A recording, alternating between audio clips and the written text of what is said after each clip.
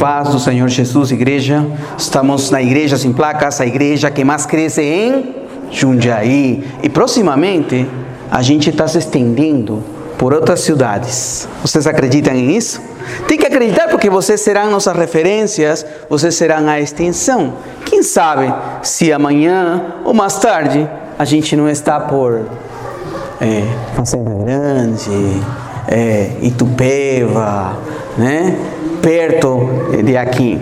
Porque Deus quer estender seu reino. Deus está estendendo seu reino. E nós somos os embaixadores de Cristo. Nós somos quem levamos a palavra de Deus a outros lugares. E quando Deus abre as portas, nós temos que obedecer e nós vamos em seu nome, né? Jesus falava assim, em meu nome, né? Vai em meu nome. E nós iremos até os confins da terra, levando o nome do Senhor Jesus. Às vezes vemos nossa quantidade e às vezes vemos quantas pessoas nós temos aqui e poucas. E pensamos assim que a igreja não está crescendo, mas a igreja está crescendo. Porque nós somos parte da igreja de Jesus Cristo. E a igreja de Jesus não para de crescer, né? E às vezes etiquetamos o crescimento em uma denominação, quando a igreja de Cristo não tem denominação. Então está crescendo dentro dos lugares, às vezes impensáveis, dentro em lugares que parece que nada está acontecendo, mas Deus está fazendo sua obra, porque Ele tem pressa, Ele está por chegar. O problema nesses últimos tempos é que a palavra de Deus está sendo pregada, a palavra de Deus está sendo ministrada, mas a palavra de Deus não está sendo entendida. Vivimos em um tempo de mau entendimento. Essa geração, segundo os dados, do Ministério da Educação, diz que o brasileiro começou a ler um pouquinho mais que antes, né? Acho que eram 25%, agora 50 e pico por cento que ele lê mais. Só que parece uma boa notícia, glória a Deus por isso, mas os índices de entendimento daquilo que se lê têm abaixado mais do 70%. Em outras palavras, de 100% de pessoas que leem, só 30% entendem aquilo que leem. Não são famosos, essa palavrinha, esse término, analfabetos disfuncionais. Eles sabem ler, mas não entendem o que estão lendo. Agora, se essa realidade, se isso está acontecendo no nosso mundo natural, secular, onde nós nos movimentamos, quanto mais no mundo espiritual. E a palavra de Deus tem que ser entendida, tem que ser compreendida, mas não compreendida e interpretada como a gente quer interpretar. Porque às vezes é até engraçado escutar, né? Você vai a uma igreja, escuta o pastor e diz, mas isso é o que o pastor entende. Você vai a outra igreja mas isso é o que outro pastor entende. E você liga o YouTube e é o que ele disse, o que ele entende. Mas é assim, a palavra de Deus pode ser entendida de diferentes maneiras e não é assim. Porque o entendimento não vem do pastor, não é meu, nem do outro, nem do YouTube. O entendimento vem de Deus. É Deus quem tentou e conseguiu se revelar. Então Ele já se revelou a nós por meio de Jesus Cristo. Então o entendimento é e é de Deus, não é nosso, não é nossa compreensão humana, animal, racional, diabólica. É o entendimento que vem de Deus por meio do sopro do Espírito Santo. Então isso é uma coisa muito séria nesses últimos tempos. Você pode até pensar, e me faz lembrar a história de uma criança. Ela estava brincando na casa e ela começou a fazer um castelo tremendo, bonito, com todas as bonecas e princesas lá. E ela tinha mais ou menos uns 6, 7 anos. E levantou todo um castelo de princesas maravilhoso no quarto dela. Quando de repente o irmão mais novo dela, que tinha uns 2 anos e meio, né, ele viu essa obra que sua irmã estava fazendo, e como todo pequeno, ele correu de frente direto para esse castelo e deu um soco e um chute no castelo. E aí o castelo derrubou. Gente, a história é real, né? derrubou o castelo, derrubou as bonecas, e ela deu um soco e um chute nele. Aí o menino começou a chorar. O pai veio, chora, o pai veio, separou a eles. Ela, muito chateada pelo que aconteceu, o pai pegou o menino, colocou no quarto dele, consolou ele se tranquilizou e depois fechou a porta e veio conversar com a filhinha dele. E falou para ela o seguinte: filha, o que aconteceu? Por que você fez isso, filha? Pai, eu fiz o que era certo. Mas filha, o que é certo? Certo não é bater nas pessoas, certo não é chutar nas pessoas, e muito menos no teu irmão. Pai, eu fiz o certo. Então conta por que você fez o certo. Porque a Bíblia disse que nós temos que fazer assim como outros fazem com nós, né? Tem um versículo que diz a lei de Jesus, a lei de ouro. Nos diz Mateus, o livro de Mateus, assim como os homens fizessem com você, como você quer que eles façam, a você também fazer com eles. E o pai nesse momento não sabia se rir ou se chorar. Mas era a compreensão, o entendimento de uma criança de 6 anos. Parece uma história divertida, é real, é engraçada, mas nós vivimos em tempos na igreja que estamos desse jeito, dessa maneira, entendendo como eu penso que entendo e vivo como eu quero viver, porque assim é meu entendimento e assim é o que eu penso e ponto final, acabou. É mais, tem gente que vem a uma igreja e não vive o que a igreja prega, vive de seus próprios pensamentos. Então a gente tem que abandonar um pouco nossos próprios pensamentos e ir àqueles fundamentos e pensamentos que vêm de Deus. Porque os pensamentos que vêm de Deus são mais altos que nossos próprios pensamentos.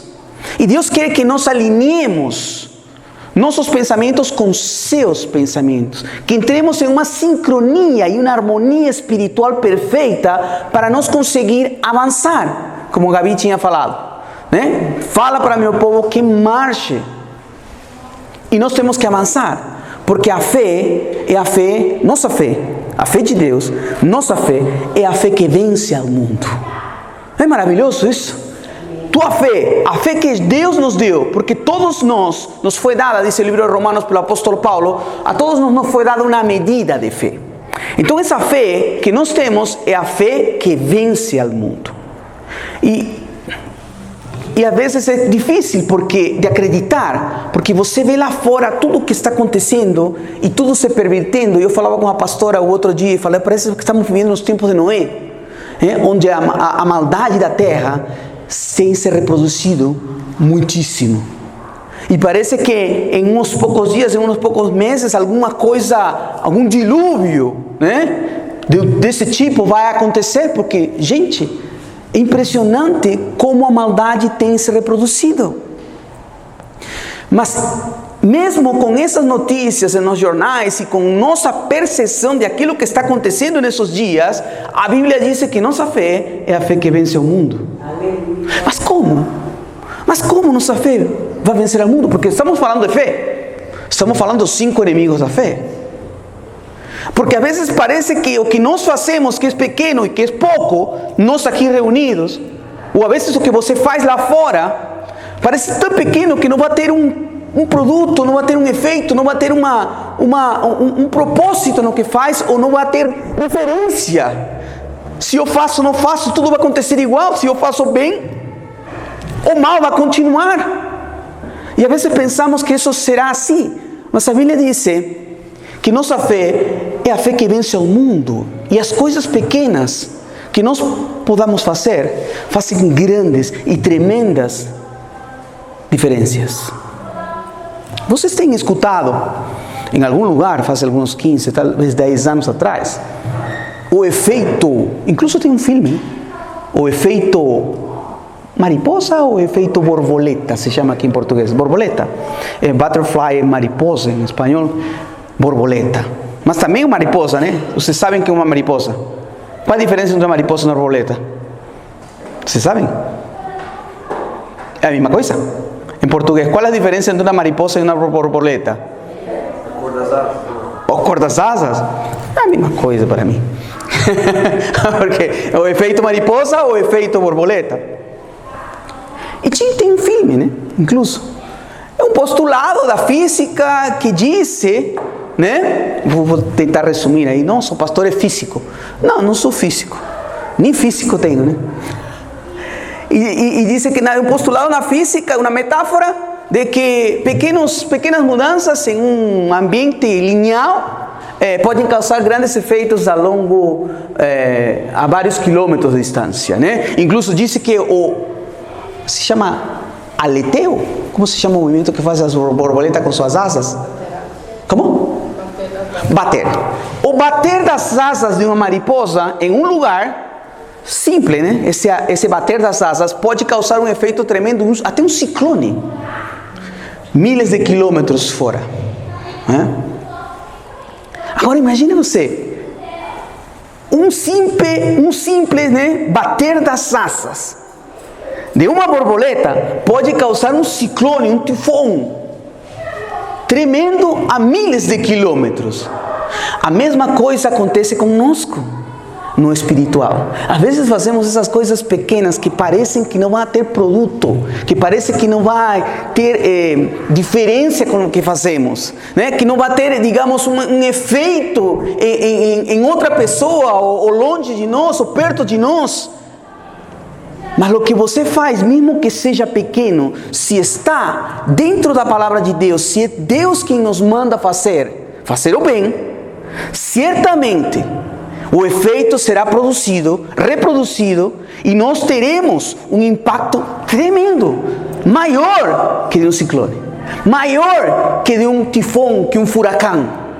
Mas precisamos de fazer, marchar em fé.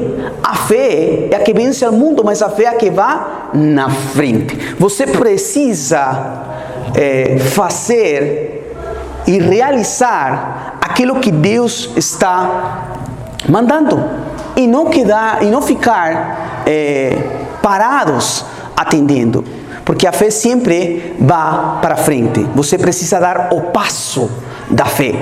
Eu falo com a Aimee, né? A Aimee chorava 4 meses chorando, entrando na escola, né? E eu falava, filha, você tem que fazer o passo da fé. O passo da fé. Lembra da borboleta? O efeito, só bater das asas acontece e produz um tremendo efeito climático. Quanto mais o que você pode fazer quando você fala, eu vou dar o passo da fé hoje, vou fazer. Tudo vai começar a se mexer no mundo espiritual. Você não vai ver nada. É mais, até a gente vai se burlar de você. Pessoas vão se rir de você. E digo mais, não vão ser inimigos seus, vão ser amigos seus. E digo mais, não vão ser amigos seus, vão ser familiares seus. E digo mais, não vão ser familiares seus, vão ser irmãos seus. A Bíblia nos diz assim, que Jesus na mesma casa, seus irmãos, os irmãos de Jesus, não acreditavam nele. Gente de fora acreditava em Jesus, e na mesma casa Jesus era rejeitado com respeito a certas coisas. E precisamos da fé. Por isso nós abrimos nosso, vamos chamar assim, nosso seminário de 5 inimigos da fé. E tínhamos falado da falta de conhecimento. E podemos colocar na falta de conhecimento a falta de compreensão, de entendimento da palavra de Deus, que temos tocado. E nós, no segundo ponto, no segundo inimigo terrível da fé, é a dúvida. Nós tínhamos falado acerca da dúvida. Começamos a falar um pouco acerca de Pedro, acerca do mar, acerca de aquilo que ele conseguiu fazer. E vamos entrar um pouquinho mais nisso, porque o maior ladrão das bênçãos de Deus é a dúvida. Por isso eu falava no culto anterior, duvida de tuas dúvidas. Porque a dúvida é o maior ladrão das bênçãos de Deus e rouba e mina a fé que vem de Deus. Vamos a Mateus. Eu tenho que abrir a Bíblia porque senão se gravam vídeo para YouTube, podcasts, ou short e todas essas coisas, as pessoas vão falar assim, não, se esse pastor fala, mas não abre a Bíblia, então não pode ser de Deus. Mas como não somos de Deus, vamos abrir a Bíblia em Mateus, o livro de Mateus, capítulo 14. É um pouco difícil para mim porque eu agora estou usando óculos, tenho aqui o gravador de áudio e tenho que sujeitar o microfone, e aí o outro aqui, e a Bíblia lá, então é bênção, né? Mateus, capítulo 14, rapidamente. Você vê como o relógio é ingrato, o relógio parece do diabo. O relógio é uma coisa que eu tenho que orar. Eu vou orar por o relógio, porque não é possível. Vamos tirar a pilha. Não é a pilha, é um assunto espiritual. Vocês entendem? Que bom que vocês entendem isso. Mateus capítulo 14. E diz o seguinte, desde o versículo... Vamos ao versículo 25. Diz assim: mas a quarta vigília da noite, dirigiu-se Jesus para eles, caminhando por cima do mar. E os discípulos, vendo-o caminhar sobre o mar, assustaram-se, dizendo: é um fantasma, e gritaram com medo. Jesus, porém, lhes falou logo, dizendo: tende bom ânimo, sou eu, não temais. Respondendo-lhe Pedro, lhe disse: Senhor, se és tu, manda-me ir até contigo por cima das águas. E ele disse: vem. As palavras de Jesus estão em vermelho aqui, né? E Pedro, descendo do barco, andou sobre as águas para ir ter com Jesus. Versículo 30. Mas, sentindo o vento forte, teve medo. E, começando a ir para o fundo, clamou, dizendo: Senhor, salva-me. E logo Jesus, estendendo a mão, segurou-o e disse-lhe: homem de pequena fé, por que duvidaste? Agora aqui esse famoso relato, interessante, famoso relato histórico, usado em muitas pregações e em muitos sermões. Nós vemos a um Pedro que sai da barca, né? E muitos dizemos assim, às vezes se conhece como que, parece que não é que Pedro andou sobre o mar, sino que o Pedro que se afundou, porque é a visão que a gente tem desse copo meio cheio, meio vazio. E a gente vê como que Pedro falhou em aquilo que queria realizar. E diz que Jesus veio caminhando sobre as águas. E os discípulos tinham grande temor e medo, e gritaram e pensaram que era um fantasma. E Pedro, mais ousado, né? Por isso que você não tem que ter medo em fantasmas, né? Não tem que ter medo de coisas espirituais. O Pedro falou assim: não, todo mundo morreu de medo. Já aconteceu algumas coisas na sua casa? Com certeza sim, né? Quando você era pequeno, criança, agora de velho, ou alguma vez tua mãe contou alguma história e você ficou perplexo, ou vinham e contavam histórias para você quando você era pequeno e você alucinava. Mas disse assim que parecia que era um fantasma. E muitos deles gritaram. Eram 12 discípulos que estavam talvez no barco. E dos 11 discípulos morreram de medo e falaram: é um fantasma. Mas só um falou: não, é Jesus, né? Jesus diz: eu sou, não temas, bom ânimo. E aquilo que Jesus sempre fala: bom ânimo, não temas. Porque o temor é um paralisador da fé. E Jesus fala: não temas. E Pedro disse: bom, se você é Jesus, então faça com que eu ande sobre as águas. Assim como tu estás caminhando sobre as águas, Senhor, eu também quero andar sobre as águas. E Pedro saiu. Jesus falou: vem. E caminhou sobre as águas, né? E aqui nós sabemos que Pedro não caminhou sobre as águas. Pedro caminhou sobre a palavra que Jesus falou: vem. Então não importa a situação, não importa o terreno, não importa o momento, não importa a circunstância, não veja por onde você vai caminhar ou por onde você vai andar, se é água, se é fogo, se é terra, se é montanha, o que seja o terreno, se a palavra que Jesus disse é vem, você vai conseguir andar sobre qualquer coisa. O ponto principal e forte é a palavra de Deus, não é o terreno. Você pode caminhar sobre a lua, sobre, como falo com minha filha, sobre os anéis de Saturno. Filha, você já pensou em andar sobre os anéis de Saturno? Andar? Quantos anéis tem Saturno? Minha filha sabe, 7 visíveis. Que você vê, são muitos. E tem 84, 83 luas satélites. Já pensou que lindo estar em Saturno e ver, lógico, respirando, né, Paulo? Você olhar assim, 83 luas, ia ficar lunático, né? De louco, né? De tanta lua. Está dando volta na lua. E caminhando sobre, você pode mesmo, porque os anéis de Saturno não são anéis. Não é uma coisa que você vai andar e não, são pedras, né? Rochosas e frias, né?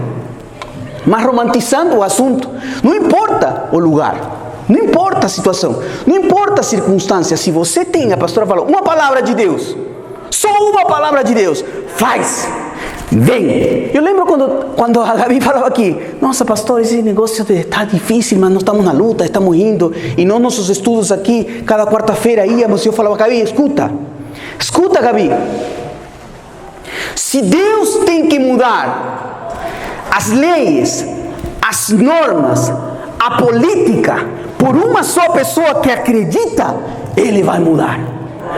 Se Deus tem que fazer subir o dólar, por uma pessoa que está acreditando em fazer uma obra e uma labor que Jesus disse, vem, Ele vai fazer.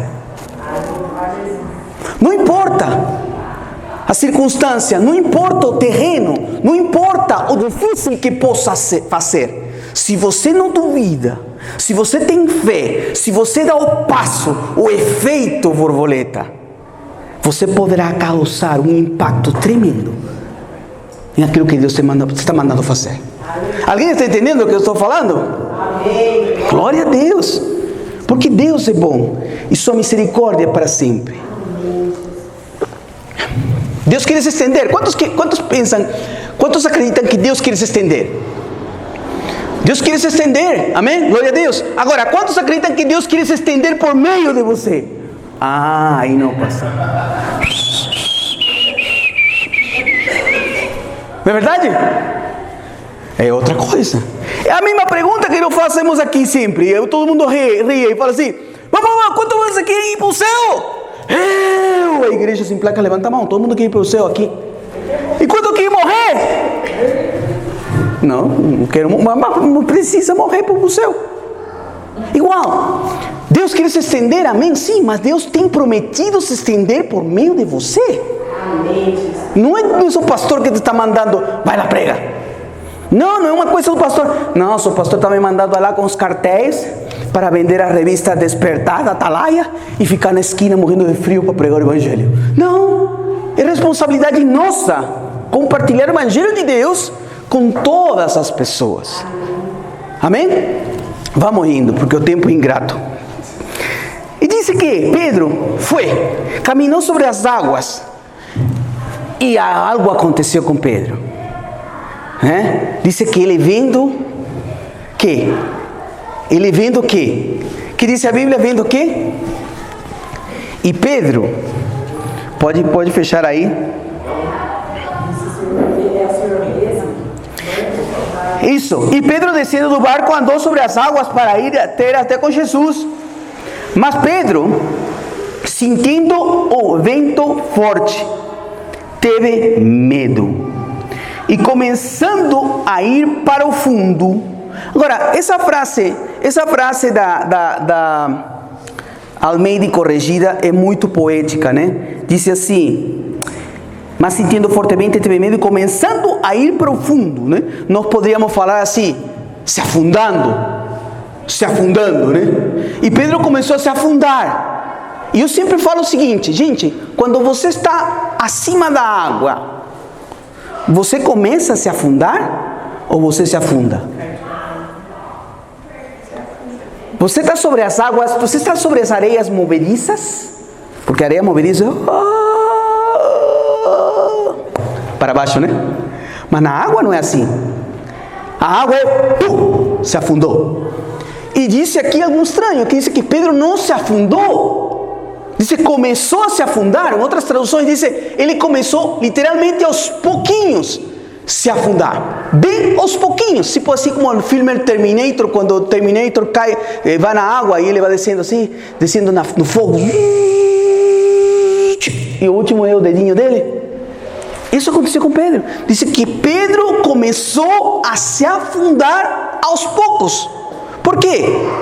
Porque o que estava sustentando a Pedro era esse vem de Jesus, essa palavra. Mas ele estava permitindo que as circunstâncias externas, que o que estava fora de Pedro, os sentimentos, esses sensores que nós temos, os 5 sentidos, olfato, a vista, ouvido, a vista, o que nós estamos tendo esses sentidos, Pedro estava vindo e começou a se afundar, vendo o forte vento.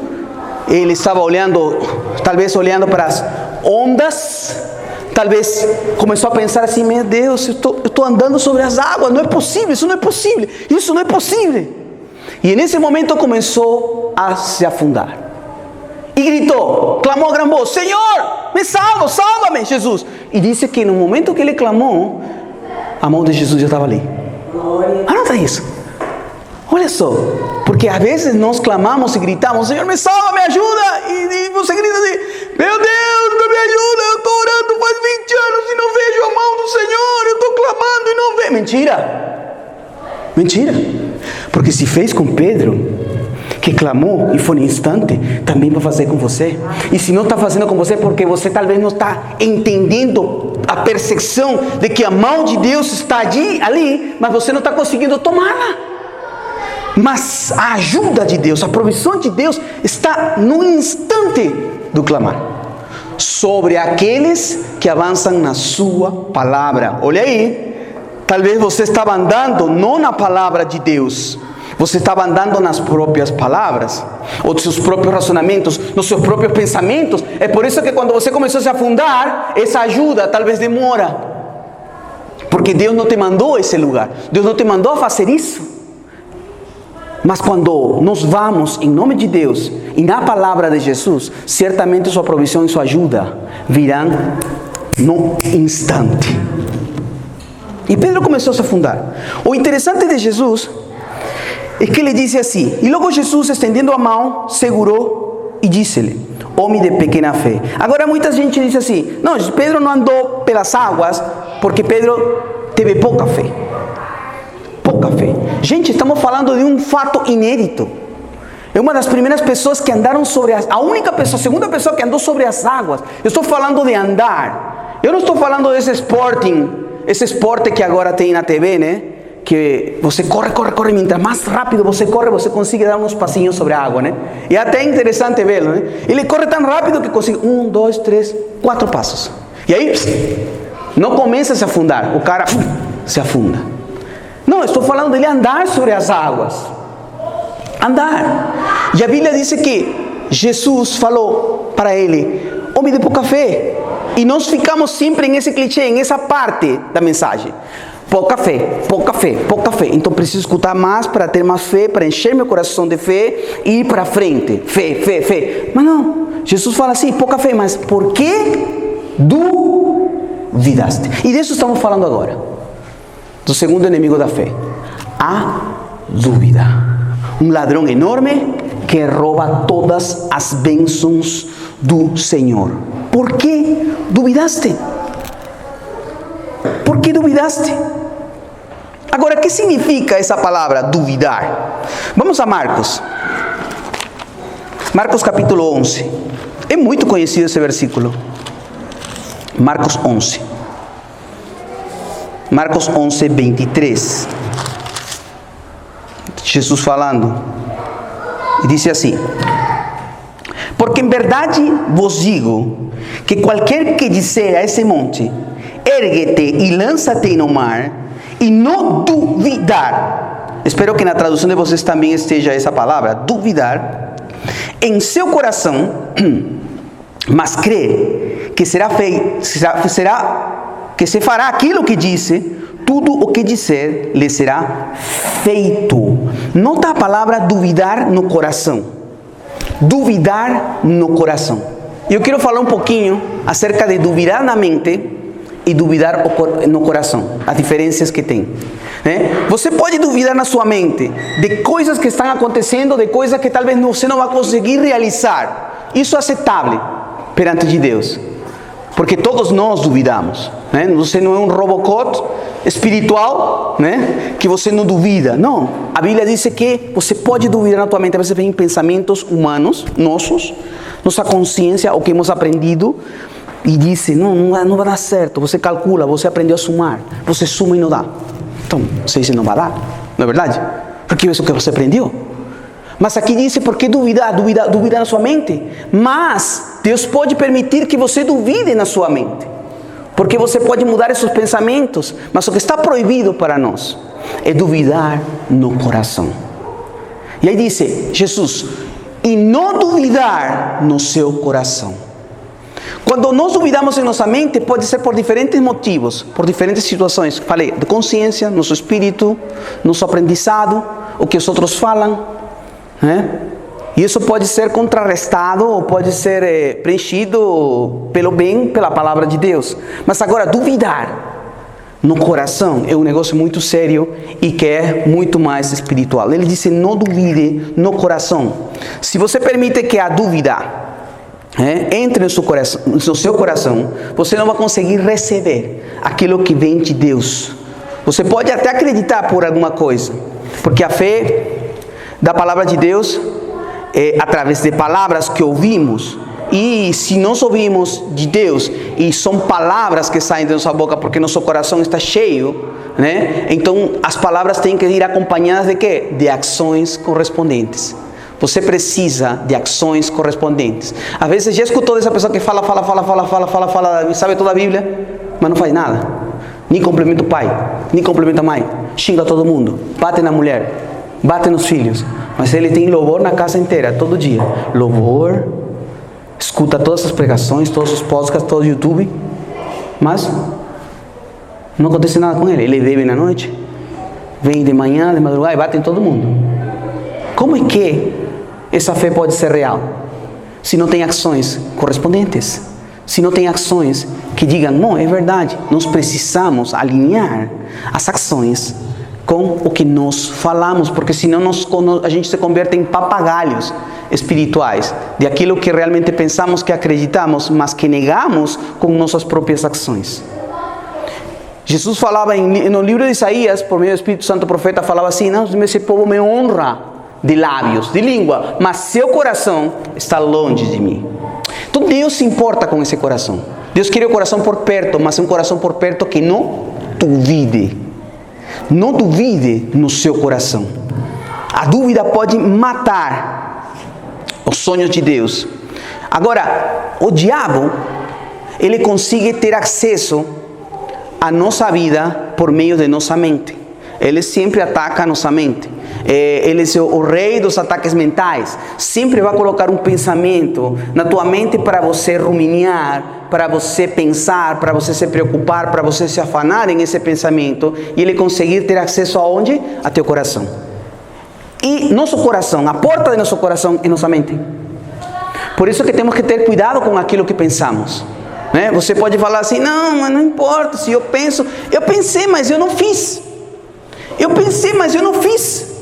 Mas cuidado, porque às vezes a intenção do coração é o que nos faz pensar dessa maneira. Jesus falou assim, qualquer pois que olhe, que mire uma mulher. Jesus, a versão em português é muito interessante quando ele fala assim, que olhe uma mulher com intenção impura. Agora, não se trata de olhos. Ele não está falando assim, você não pode olhar outra mulher. Não, senão como a gente andaria? Aí ele disse, não, se você olhar com intenção impura, ou seja, Jesus está falando do coração novamente, dentro, com uma intenção ruim, então você já adulterou com essa mulher. Como é que é possível? Já adulterou? Mas eu não fiz nada, eu só olhei. Porque não se trata, não é uma questão de olhos, sino uma questão de coração, de pureza, aquele que vê, ou como ele vê.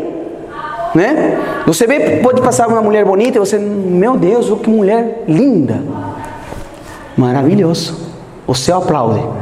Agora se você fica como, sabe Gabi, essa mirada, e você faz assim, o famoso que eu chamo de Chucky, a mulher passou e você vira 3 vezes a cabeça, né, para ver a mulher, o corpo total inteiro. Aí você tem algum problema que tem que se arrepender, meu amado. Né? Mas o interessante é que essa questão de virar o pescoço, né, não é somente dos homens. Porque eu tenho percebido que as mulheres são as que mais olham para outra mulher quando ela passa. Você pode falar, né? Mulher bonita anda, o homem vira, né? É normal, o homem, o sexo oposto tem que ser atraído. Agora, é interessante porque às vezes está em um lugar, a mulher está aí, passa outra mulher. E eu pergunto, por quê? Será que são do outro bando? Não, não são. É uma intenção de dizer, deixa eu ver. Né? Você sabe, coisa de mulher, né? Sapatos. Pecado, é pecado. Intenção impura, porque talvez você está pensando uma coisa com o coração dessa moça que passou, e talvez ela não seja assim como você está pensando. É uma intenção impura, e também é válido o que Jesus está falando. Talvez não em um sentido de adulterar, mas um sentido de adulterar dentro do teu coração. Você adulterar no teu coração com pecado, de mal, de blasfemar, de falar mal de outra pessoa, de pensar mal de outra pessoa com o coração. Então nós temos que ter cuidado, porque se duvida no coração, as coisas são um pouquinho mais difíceis de arrumar. A dúvida vem na nossa mente, você pode recusar essa dúvida. Como? Em Coríntios, Paulo fala assim, derrubando ou destruindo fortalezas que se levantam contra o conhecimento de Deus, levando cativo, diz, né? Todo pensamento à obediência de Cristo. Então você tem que recusar esse pensamento, pegar esse pensamento de tua mente e levá-lo cativo à obediência de Cristo. Há uma coisa que funciona muito comigo em essas situações, né? Porque eu ando pela rua e eu vejo moças bonitas. Eu não sou um anjo. As moças passam por meu lado também, né? Eu não sou um anjo que eu vou aí e não vê mulher bonita, né? Então, eu ando pela rua. E quando moça bonita vem, né, eu posso ver. E pum, para mim acabou. Eu desvio minha vista. Pum, e penso em outra coisa. Eu saio muito rápido, eu sou aprendido há muitos anos. Então funciona muito para mim essas coisas. Não é difícil para mim isso. Porque tenho aprendido a tirar meu foco e colocá-lo em outro lugar. Então nós devemos de aprender desses pensamentos que vêm, dice, reemplazar com pensamentos, tomá-los cativo, derrubando esses pensamentos e levando esses pensamentos para a obediência de Cristo Jesus, disse Paulo. Pode ser pensamentos do mal, pode ser pensamentos de medo, de temor, de dúvida, pode ser pensamentos de qualquer tipo, mas que estão contra do conhecimento da verdade de Jesus. Agora, o diabo vai tocar em essa tecla sempre. Ele vai querer que você reviva os pecados passados. Ele vai te fazer lembrar, ele vai te fazer lembrar de coisas, situações passadas, para você pecar, né? Então está proibido a gente pescar, né, no mar do esquecimento. Você não precisa relembrar coisas passadas e ruins, porque o diabo gosta, ele se assenta no pier, né? O pier é uma palavra, é pier, né? Você entende? É chique essa palavra pier.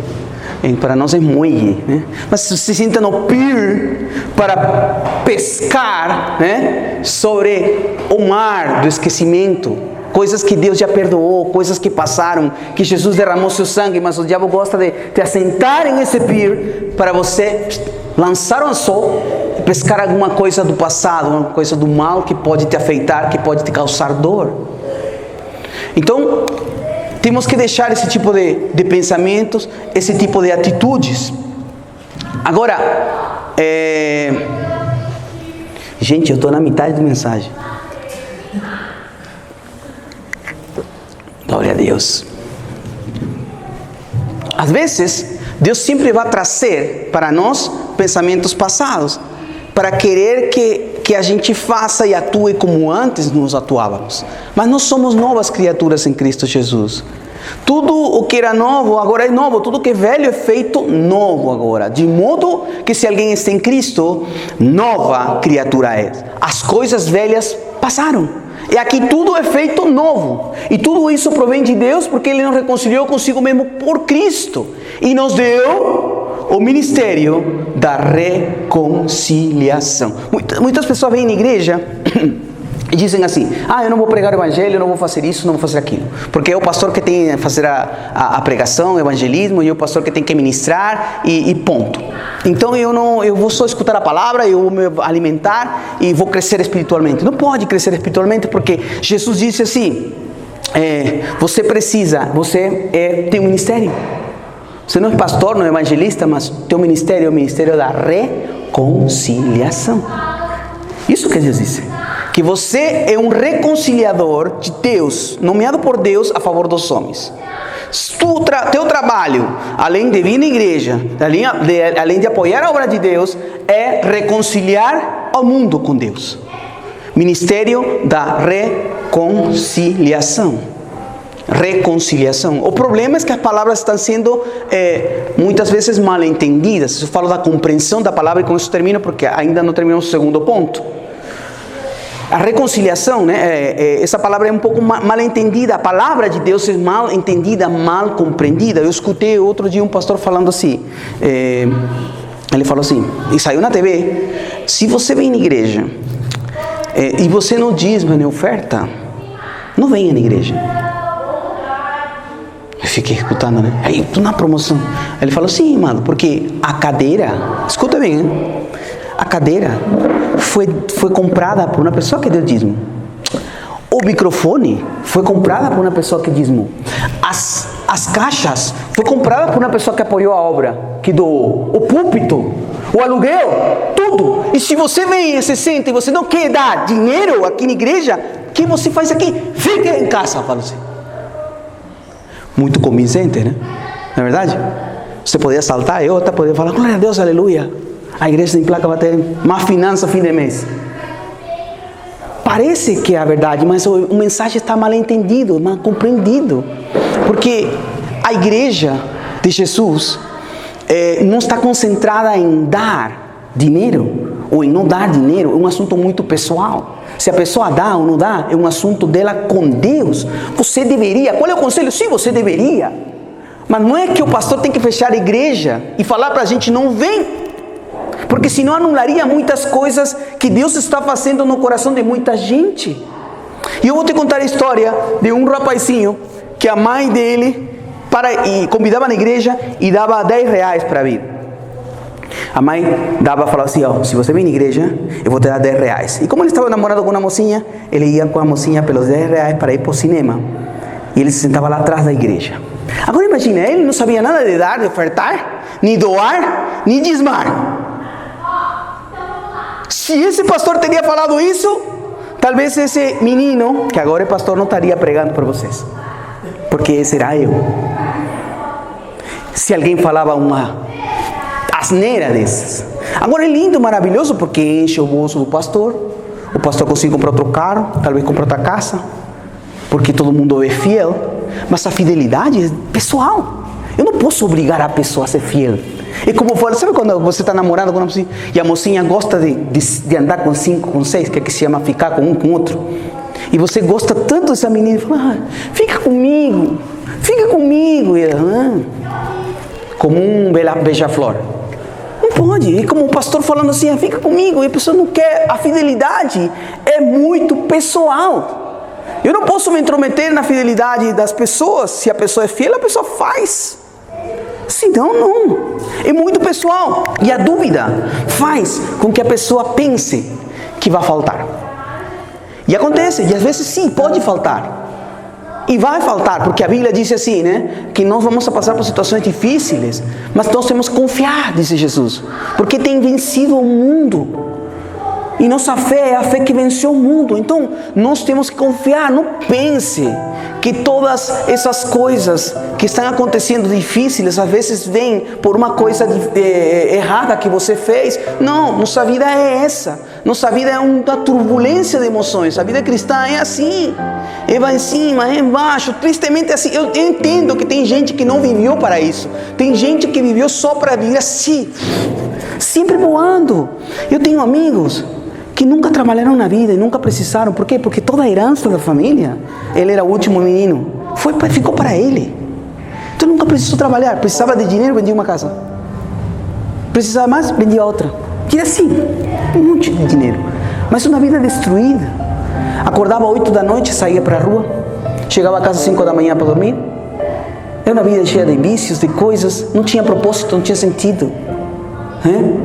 Então você vê a diferença de aquele que serve a Deus. Você pode passar por situações complicadas, mas Deus vai te estender a mão, como a Pedro, e falar: eu te ajudo, eu estou contigo, vamos juntos.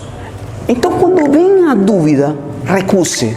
Quando a dúvida toque tua porta, deixa que a fé responda. Amém?